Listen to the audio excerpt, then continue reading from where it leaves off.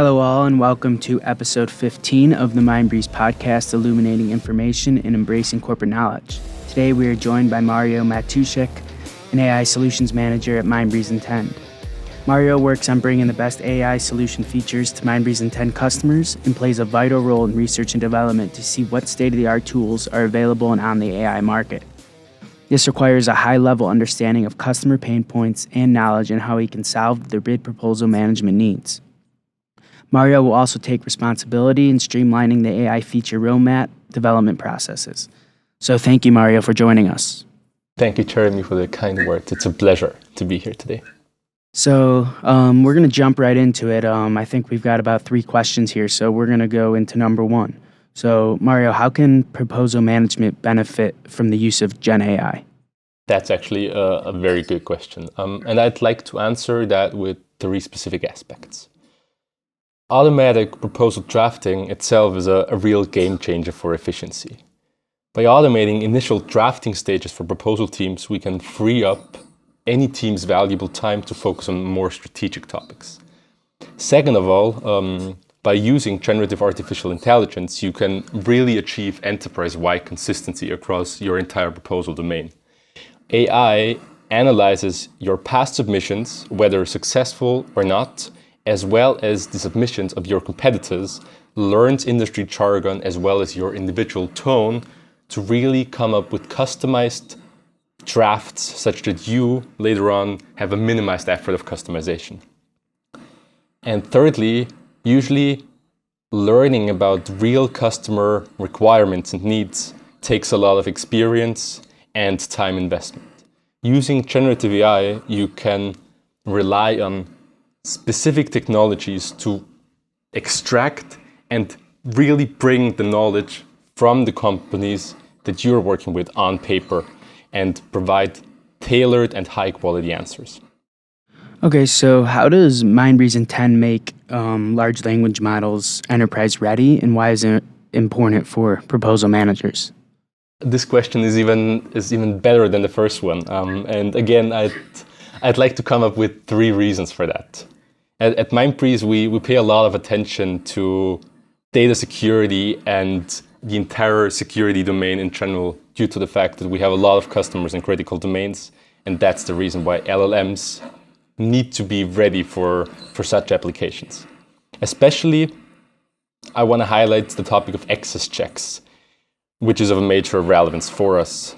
And as you listeners all know, we do not require you to upload data to any platform, but it remains on your usual original place, and we just index it, meaning we as Mindbreeze just mimic your specific access rights and comply with your own company's regulations. Meaning, and I think it's best highlighted using an example, if you have a very specific policy for an entire proposal submission process in place, every involved party will only see the stuff that he or she is allowed to view in its original location itself, even when using Mindbreeze InTend solution. And that's a major differentiator to classical LLMs outside of Mindbreeze InTend, which do usually not pay particular attention to any of those highly secure aspects. Secondly, again, our bid writing engine really restricts the access to only your company's dedicated data sources. We allow you to tailor specific proposal answers only based on the most relevant data in your databases. Proposal managers can even specify, according to their needs, specific filter capabilities, providing them a lot of flexibility and also allowing them to guardrail against any risks of hallucination. When it comes to the topic of hallucination, we even went a step further by providing concrete sources of truth, which enable the proposal managers to actually verify the content we provide in your final answers. And this is all rooted in the fact that, as we most likely all know, providing incorrect information in any of your proposal submissions might lead to severe legal implications, and we really invested heavily to avoid that as much as possible on your end.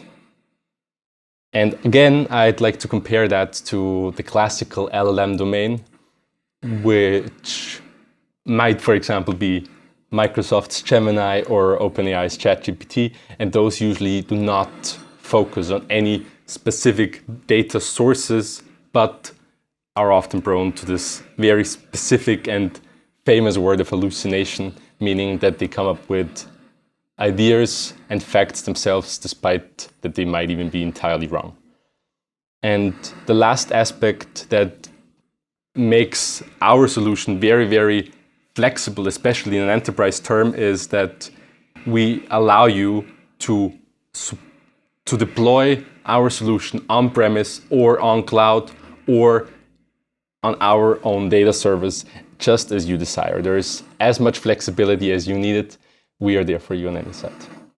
Okay, so that will bring us to our third question. That was very interesting. Thank you, Mario. So, an important topic, obviously, everyone wants to know about is the future of GenAI. So where would you say, where's the future of GenAI and proposal management headed?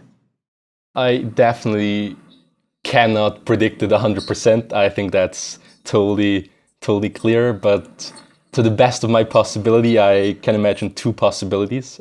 First of all, I think the general bid writing engines will more extensively benefit from multi-modality, which means that in addition to text data, proposal managers may even be able to work with images, work with videos, work with tabular data, work with graphs. Anything that might at first not seem very human readable can be integrated into our AI systems or any AI systems in the direction to really get as much as possible out of data that might be available in thousands of sources on your company side.